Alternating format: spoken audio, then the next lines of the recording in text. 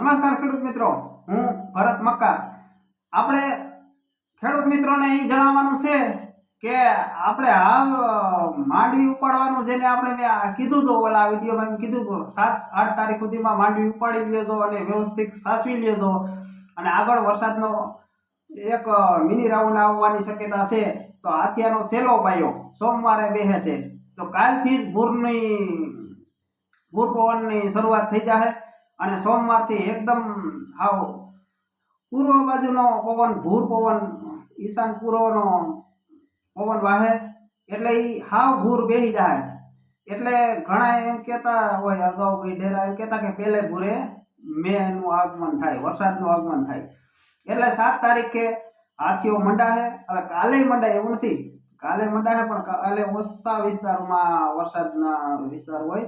અને 7 તારીખેથી જુનાગઢ, 7 તારીખે જુનાગઢ, ગીર સોમનાથ અને દ્વારકા, પોરબંદર અને જામનગરમાં અમુક વિસ્તારો, આ વિસ્તારોમાં હાથિયાનો વરસાદ 7 તારીખથી મંડાણી હારે ગાજવીજ અને કડાકા ભડાકા સાથે તોફાની વરસાદ થવાની શક્યતા રહે.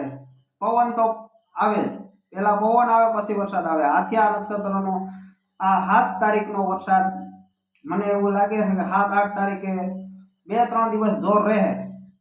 પછી ચિત્રા નક્ષત્ર બેહે 10 તારીખે, 10 ઓક્ટોબરે, 10 ઓક્ટોબર ચિત્રા નક્ષત્ર બેહે. એમાં પણ ભૂકા કાઢી નાખે એવો વરસાદ થાય. ચિત્રામાં ભૂકા કાઢી નાખે એવો વરસાદ થાય. મને એવું લાગી રહ્યું છે કે ચિત્રાના હાવ 10 તારીખે બેહે તો 11-12 તારીખે વરસાદની શરૂઆત ધીમી ગતિએથી થાય. ધીમી ગતિએથી 11-12 તારીખે વરસાદની શરૂઆત થાય. ત્યારબાદ 13 તારીખથી માંડી અને 13 તારીખથી રાઉન્ડ ચાલુ થાય, 19-20 તારીખ સુધી રાઉન્ડ ચાલુ રહે. અને 13 તારીખથી ભારે મંડાણ એવા થાય ચિત્રાના કે 13 થી 15માં મંડાણી વરસાદ, જ્યાં ચિત્રાનો વરસાદ વરસશે ને ત્યાં ભૂકા બોલાવી દે, એ જ રીતનો ચિત્રાનો વરસાદ શરૂઆત થઈ જાય. 13, 14, 15 આ તારીખો દરમિયાન અરબી સમુદ્રના કિનારેથી ભારે વરસાદ જ્યાં પડશે ત્યાં છૂટો છવાયો, જ્યાં પડશે ત્યાં ચિત્રાનો ભારે વરસાદ પડી ઉગે.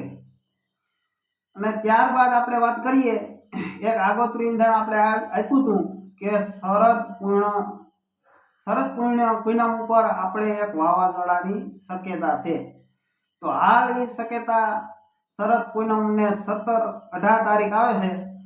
તો હાલ એ અનુમાન આપણે જે લગાડ્યું હતું એ હવે વધારે પ્રબળ બને જાય છે, કારણ કે એમાં એની શક્યતા વધે જાય છે. વાવાઝોડાની શક્યતા હવે વધારે દેખાઈ રહી છે.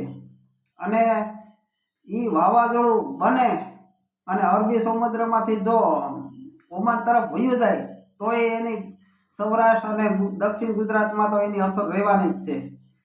તો આપણે 15 થી માંડીને અને 20 તારીખ સુધીમાં ચિત્રા નક્ષત્રનો એક જાણે કે સાર્વત્રિક વરસાદ આવે ને એવો ભારેથી અતિ ભારે વરસાદ થવાની શક્યતા હાલ દેખાઈ રહી છે. પછી આગળ જે થાય એ આપણે જો ફેરફાર કાંઈ થાય તો આગળના વિડીયોમાં આપણે વાત કરીશું. આ તો એક આપણે શક્યતા છે. હાલ વાવાઝોડાની પૂનમ, શરદ પૂનમ પર વાવાઝોડું થાય એવી શક્યતા છે. 99% તો ફાઇનલ છે કે વરસાદ આવશે જ અને વાવાઝોડું બને એવી શક્યતા છે. 30-40% આપણે એવું લાગે કે વાવાઝોડાની કેટેગરી સુધી આ સિસ્ટમ જાય. અને બાકી ચિત્રા નક્ષત્રમાં આ ચિત્રા છે ને એ સંયોગ્ય નક્ષત્ર છે, વાહન એનો ભેંસનું છે.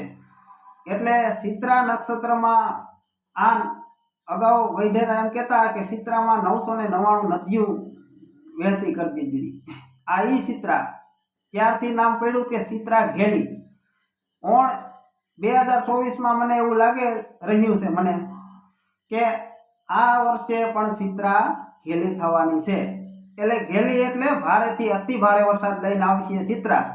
અને બહુ અત્યંત ભારેથી અતિ ભારે વરસાદ પડી ઉગે એવી શક્યતા હાલ દેખાઈ રહી છે અને જો વાવાઝોડું બને તો પણ ભારે નુકસાનીનો પણ ગુજરાત અને સૌરાષ્ટ્રમાં સામનો કરવો પડે એમ છે.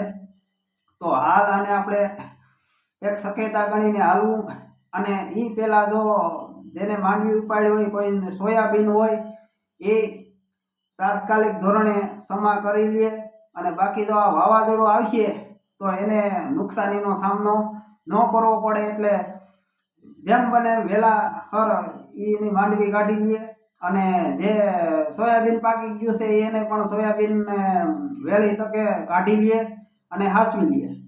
અને હાલ એમ દેખાઈ રહ્યું છે કે વરસાદ ચિત્રામાં બહુ જ આવશે. ચિત્રા બહુ વરસશે. એ પહેલા શરૂઆત ધીમી ધીમી ગતિએ થાય. 12-13 તારીખથી શરૂઆત થઈ જાય. 1-2 દિનનો આગા પાછું થાય. આપણે એમ કહીએ કે 13, 14 ને 15 એમાં પણ મંડાણી વરસાદ જોરદાર થઈ ઉગે. એમાં ભારેથી અતિ ભારે વરસાદ થઈ ઉગે.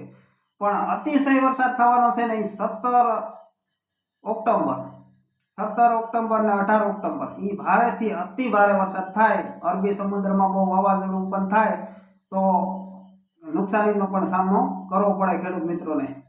તો હાલ એટલું આપણે કહેવાનું છે કે વાવાઝોડું કે અરબી સમુદ્રમાં સિસ્ટમ બનશે એ તો ફાઇનલ જ છે. એ સાથે સાથે બંગાળની ખાડી પણ સક્રિય રહે. પણ બંગાળની ખાડી સક્રિય રહે તો એ હાલમાં આપણે ગુજરાતને કોઈ અસર કરતી નથી. હાલ આપણે અરબી સમુદ્ર એક્ટિવેટ થાય ને એને લીધે જ આપણે વરસાદ સૌરાષ્ટ્ર અને કચ્છમાં તરબોળ કરી નાખીએ. ચિત્રા નક્ષત્રમાં તરબોળ કરી નાખે એવીમાં મને એવું લાગી રહ્યું છે કે ચિત્રા નક્ષત્રમાં તરબોળ કરશે વરસાદ. તો ખેડૂત મિત્રો, તો વેલાહર જેને માંડવી ઉપાડવાની હોય ઉપાડી લે અને વેલાહર સાસવી લે. જો આ વરસાદ થાય તો એને નુકસાનનો સામનો કરવો પડે. એ માટેથી ખેડૂત મિત્રોને મેં આ વિડીયો મારા તરફથી મેં મૂકવામાં આવ્યો કે આપણે જેથી કરીને ખેડૂતોને કોઈને નુકસાન ન થાય એ માટે આપણે વિડીયો બનાવ્યો છે. હવે જો કાંઈ હાલમાં કાંઈ ફેરફાર હશે તો વિડીયો અમે બનાવતા રહેવું અને ખેડૂતો સુધી આપણે સચોટ એક માહિતી આપવામાં આવશે. આ ખેડૂત મિત્રો તો ધ્યાન રાખી અને વેલાહર હાંસવી લેજો. બસ એટલું જ કહેવાનું છે. જય માતાજી.